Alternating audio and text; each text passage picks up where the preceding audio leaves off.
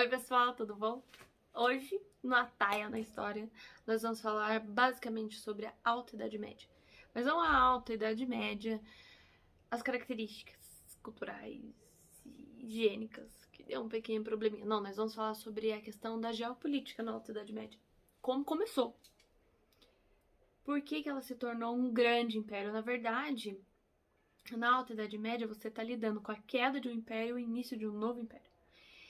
Nós temos lá Império Romano enorme, já enfraquecido, viu, gente? Bem enfraquecido, porque a Alta Idade Média, ela começa em que ponto? Tum! A hora que o Império Romano começa a cair. E ele começa a cair por quê, professor? Por que ele começa a cair? Por que ele começa a desmoronar? Eu gostava tanto dele. Bom, o que rola? Você tem povos em volta do Império Romano, mas você tá ligado onde é que é o Império Romano? Você tá ligado onde é que ele é? Em que período que foi isso, né? Não, você não tá? Então eu vou te explicar. Tá. Nós estamos na Europa. Sabe onde tá rolando a treta da Ucrânia com a Rússia? Então, nós estamos ali. Nós estamos não ali naquela região, estamos mais pra cá, tá? Portugal, Espanha, Cristiano Ronaldo, França, Neymar jogando, Reino Unido, todo aquele espacinho ali, nós estamos nesse espaço. Norte da África, vamos abordar esse pedaço do mundo. Joga aí no Google, mapa, Europa, continente, te ajuda. E qual período nós estamos? Nós estamos entre o 5 e o 6º século depois de Cristo. Ou seja, nós estamos no século 21, 2000, isso é 500, 600, depois que Jesus nasceu, tá? Então é nesse período em que a galera era meio assim, usava uma sopa estranha, umas roupas, não tinha tecnologia nenhuma. Pra quem já assistiu, nossa, um filme muito ruim, mas é legal pra contextualizar, é aquele O Maluco na Idade Média, com Martin Lawrence. Nossa, que filme é... Enfim, mas dá uma localização legal ali pra você, entendeu? E tem também Asterix e Obelix, super contextualiza, tá? Pra quem já assistiu, pra quem não assistiu. E Vikings também na Netflix, da faixa etária 18 anos, tá? Mas contextualiza super legal esse período agora que a gente tá estudando. Então, só dá uma entradinha lá, dá uma assistida, enfim. Você vai ver um pouco um pós, né? A entrada dos Vikings ali na Península Ibérica, Portugal e Espanha, invadida pelos islâmicos, então essa cultura muçulmana, islâmica, tá? E você tem também aquela questão já pós-Carlos Magno na Inglaterra. Então dá pra dar uma visualizada legal do cenário, tá? Pra vocês entrarem no meio da história. Bom, gente, então a gente vai falar sobre isso. Nós temos o Império Romano gigante e ele começa a desfragmentar. Por quê? O Império Romano, como todo império na história, ele começa a decair, porque ele começa a enfraquecer em questão de economia, peste, enfim. Nisso, os povos que ficavam em volta, ditos povos bárbaros por ele, então vamos pensar assim, o imperador romano, ele não curtia os povos que estavam em cima, então ele vai colocar, lógico, ele vai colocar um nome que xinga ele. Então, bárbaros. Aí você fala, putz, bárbaro é uma coisa ruim, né? Cara bárbaro, cara esquisito, violento. Então, por isso que eles chamavam de povos bárbaros.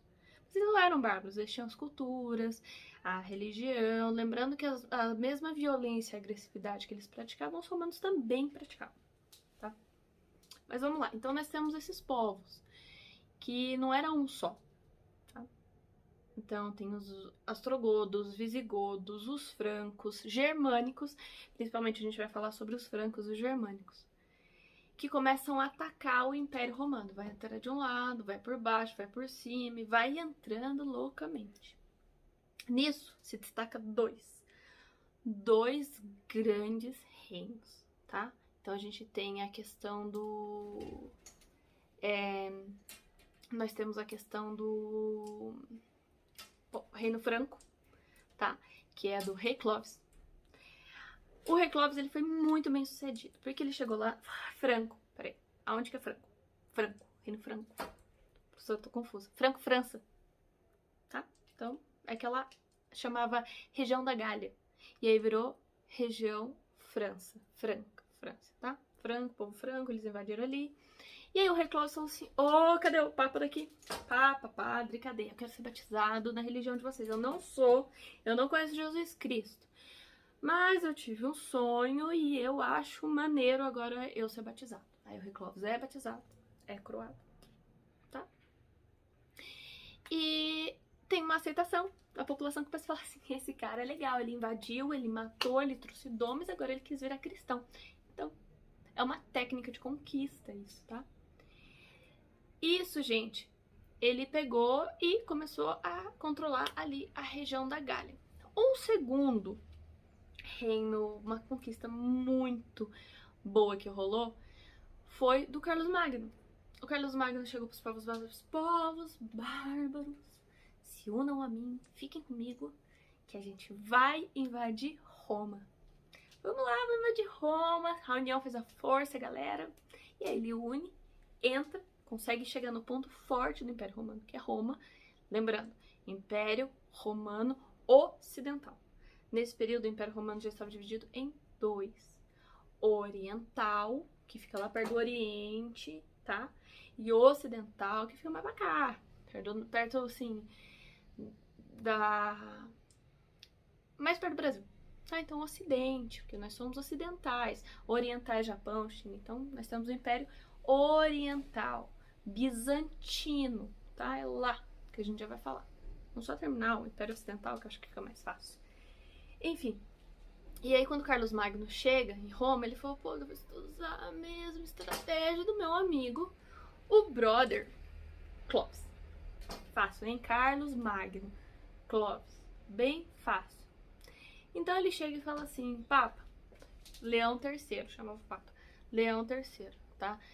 Ele não era o Fasa, nem o Simba, ele era o filho de Simba.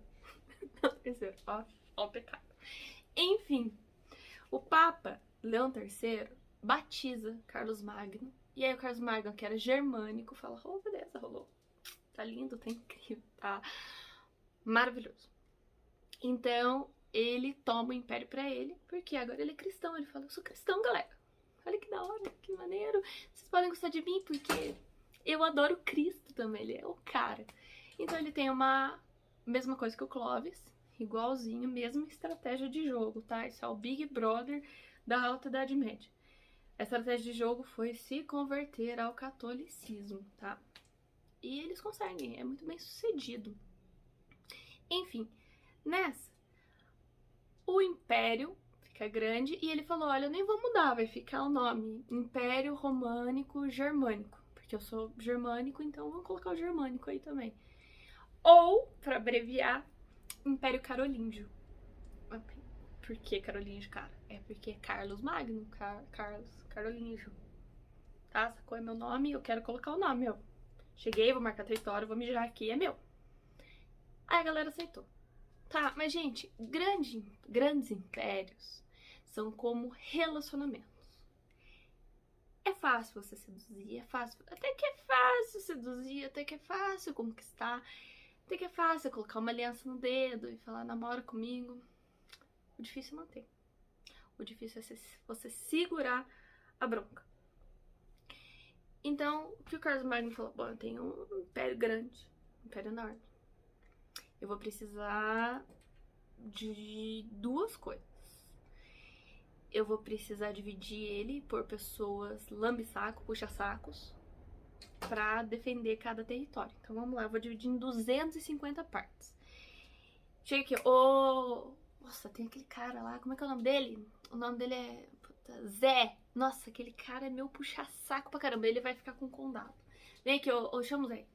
Zé, a partir de hoje, você vai ser o meu conde. Nossa, que legal. O que é isso quer dizer? Você vai ficar numa terra, vai gerir a terra, vai administrar a terra pra mim, vai falar super bem de mim pra todo mundo, vai plantar, vai colher, vai me dar um pouco do que você tá plantando e tá colhendo e vai cuidar dessa parte, tá bom? Mas você vai me defender. Mas o Carlos Magno, ele é inteligente. Ele juntou os 250 candangos, mandou cada um para um pedaço do império dele. Mas ele falou, bom, não confio muito nesses caras, não. Eu ainda preciso ficar observando, mas eu sou um só. Eu não consigo estar em tudo a todo tempo. Então eu vou fazer o meu dedo dure. Não chama dedo dure, tá? Eles chamam... São mensageiros reais. Que chama Missi Dominici. Dedo dure Missi Dominici, tá? E eles iam, esses mensageiros reais, a todos os condados e chegavam com as novidades. Olha, estão falando mal de você, hein? Aquele conde vai lá e mata ele. Geralmente, esses dedo dure, Missi Dominici, eles eram padres ou leigos, tá? Leigos quer dizer o quê? Leigos é que eles não eram nobres, não era nada, só era gente que era dedo duro mesmo. E padre, tá? Beleza? Enfim, aí nisso você tem um grande, vasto império carolíngio. Bom, mas tudo que é bom dura pouco. Carlos Magno morreu. E o império dele passou para o filho dele, Luís o Piedoso. E o Luís, quando ele assumiu o império, ele tinha mais 3 filhos. Minto, 2 filhos. Ele tinha 2 filhos. E os filhos dele falaram assim, meu pai é um bronha, meu pai é um nada a ver, e eu acho que o império do nosso avô vai ficar muito melhor na nossa mão. Cagaram. Porque eles dividiram o Império Carolíngio em 3. Nessa que eles dividiram em 3 o Império Carolíngio, deu muito ruim. Deu muito ruim. Por quê? Eles não conseguiram administrar, eles não tinham a força, eles não tinham a lábia do Carlos Magno, do avô deles, eles começaram a desestruturar totalmente o Império Carolíngio. Então, os condes, que já estavam na terra há ali 50, 70, 80 anos, vivendo ali, que o Carlos Magno passou para aquela terra, começou a dominar, virou um monte de rei do gado. E nisso começa a fortalecer a ideia do quê? Do feudo, tá? Então o conde começa a tomar aquela região e ficar com aquele pedacinho. Para eles, principalmente, gente, na Península Ibérica, ali nós temos Península Ibérica, Portugal e Espanha, tá? Porque o islamismo, depois que Maomé tá lá, Maomé tá dormindo, aí aparece o Arcanjo Gabriel, Maomé, acorda aí, meu Deus, o que é Arcanjo Gabriel? Ó, Deus tá falando pra você montar no seu burro e começar a propagar a palavra dele pros povos e falar que ele é a verdade e a vida, tá? Aí Maomé começa a fazer isso e tudo mais, só que os califas, que eram senhores ricos do Oriente Médio, começam a achar extremamente interessante a ideia de se juntar numa única religião, porque eles tinham várias religiões do Oriente Médio, e invadir território. Então, os islâmicos, eles invadem a Península Ibérica e ficam por lá por mais ou menos 700, 800 anos. Então, você pode ver características na nossa língua, no português, no espanhol, na arquitetura, é bem parecido com tem muitas características culturais mouras, muçulmânicas, islâmicas, né? Tá? Enfim, daí, quando o Império Carolíngio começa a cair, eles começam a falar assim, olha, a gente já lutou, já defendeu o Império Carolíngio, e agora que esses bronha aí, desses meninos mimados, herdeiro do Carlos Magno, querendo encher o saco, não vão encher o saco não. Esse território é nosso, e eles não vão mandar mais em nada. Agora é meu. E aí você começa a formar os feudos, tá? Ao longo de todo o Império. Tinha comércio ainda? Tinha. Ainda havia o comércio pequeno, havia trocas, por exemplo, de mel, sal, tinha nas feiras, né? Tinha as feiras lá que eles faziam essas trocas. De resto, gente, os feudos eram bastante autossuficientes. Eles plantavam, colhiam, comiam e tudo mais, tá? Para terminar desse momento da Alta Idade Média, da geopolítica, do Império Carolíngio até o feudalismo, você constitui o feudo. Então, pedacinhos de terra que tinha o senhor feudal, que controlava todo mundo. Você tinha o clero, que rezava por todo o feudo. E você tinha os servos, que trabalhavam, plantavam, faziam tudo. Junto com o senhor feudal havia os guerreiros, tá? Então, uma pirâmide. Você tem o senhor feudal com os guerreiros, o clero e os servos. Lembrando que A Igreja Católica, nesse período, ela tomou um grande poder, porque na hora que ela viu que os dois filhos lá, do Carlos Magno, netos, não estavam controlando a coisa, eles começaram a controlar toda a Europa. Levando padres e tudo, e eles tinham ainda muito poder, porque eles tinham terrenos, territórios, e convencia todo mundo que Deus era o cara e que se eles não obedecessem, eles iam pro inferno. Por mais que Carlos Magno tenha feito leis para desenvolver mais as escolas dentro do Império Carolíngio, as pessoas ainda eram muito ignorantes. Elas não liam, não escreviam, enfim. E você tinha essa questão do controle total da Igreja Católica, tá? Então as pessoas tinham muito medo de ir pro inferno morrer.